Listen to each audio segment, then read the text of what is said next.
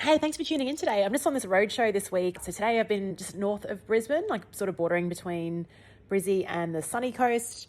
And gosh, I got a lot of content from the group just in terms of amazing phrases that over the next coming days, I'm going to record podcasts about those. But before I do that, I do want to share a couple of voice notes I got from my friend Andy Storch, because this really relates to Friday's podcast last week, the episode I did on exposure, episode 290, which I wrote about on my weekly Work Fame Substack, reflecting on how I best learn. It's through exposure. Andy actually sent me this WhatsApp voice note, not knowing that I was going to put it on the podcast, but I asked him for his permission and he added some extra.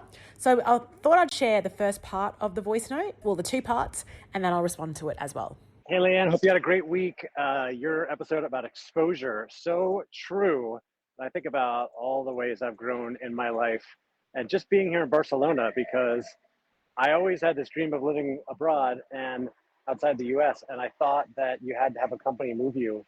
And that was it. And since I became an entrepreneur 5 years ago, I was like, oh, that would never happen. And then I had a couple friends that moved with their families as entrepreneurs to Portugal and Spain. I was like, wait, you can do that? And just started asking more questions. And because I've seen them do that, it inspired me and sort of empowered me to be able to do it as well. Same thing when I got here, getting more into cycling, started riding with some really strong people and being like, okay, they're really strong.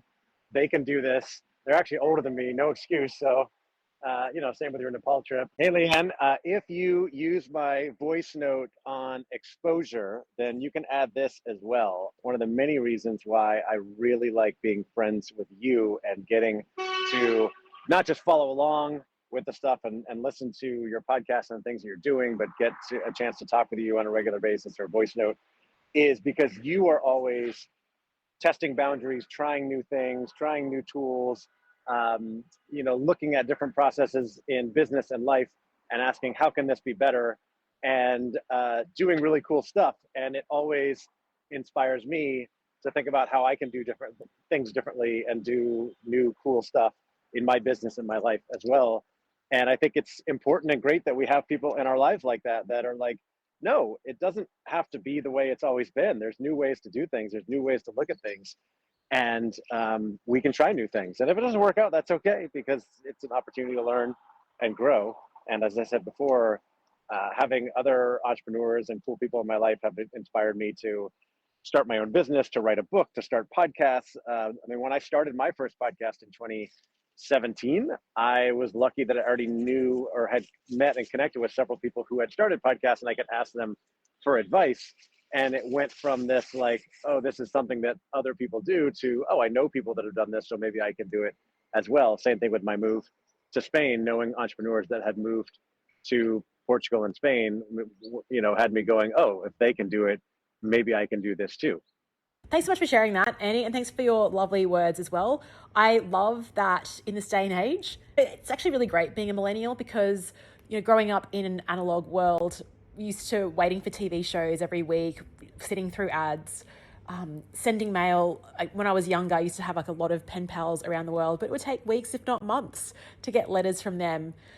So I've lived both sides, and now obviously instant messaging, voice notes, all of that sort of stuff is around now. So it's just really nice that, I guess, to grow up as a kid having analog, and then also like getting the benefits of just this digital world that we're in, and getting exposure to people around the world. Someone like Andy Storch, who I admire, I respect, and I love that we can both learn from each other.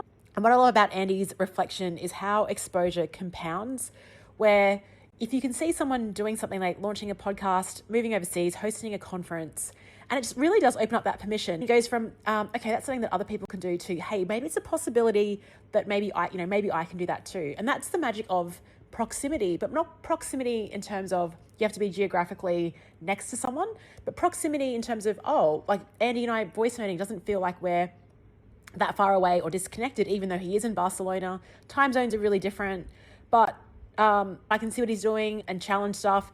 Likewise, he can do the same for me. So the proximity, it's just like the barriers are down. So yeah, I just think as you listen to this, maybe just start thinking about what is something that someone else is doing that you might think is a little bit scary, maybe a little bit exciting. Maybe you think it's a little bit out of reach. Maybe that's it. And then ask yourself, what would it look like if I tried that as well? Thanks so much for listening, and I'll speak to you tomorrow.